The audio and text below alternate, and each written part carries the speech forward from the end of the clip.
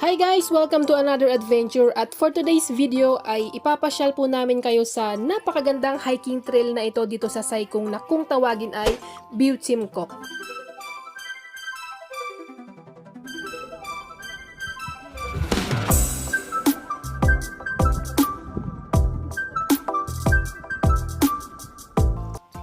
Bali short hike lang ito guys at friendly trail lang din.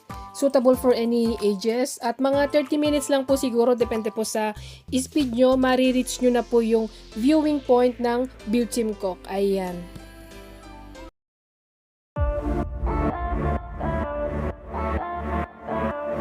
So, ito na yung viewing point guys. So, from this spot, syempre, mas ma-enjoy nyo pa po yung ganda ng Longkiwan Beach. Ito po ay isa sa pinakamagandang beach dito sa Hong Kong dahil po sa linaw ng tubig at ganda ng buhangin. Ayan, nakapag-overnight na rin kami dyan guys ni partner. At sa kabilang side naman, ito po sa banda rito, ayan po yung reservoir. So, dyan po tayo mag-exit mamaya guys, pabalik kung saan po tayo umakyat. Ayan.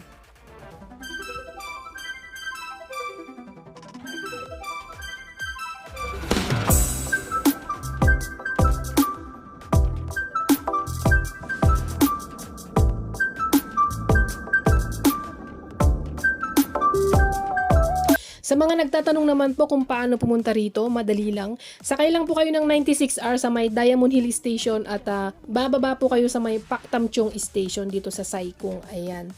Mga 1 oras or less than an hour din po yung travel nyo dito. So, from Pak Tam Chung Station, sakay po ulit kayo ng minibus 9A or pwede po kayong mag-taxi guys, papunta dito sa reservoir. Ayan, sa may East Dam.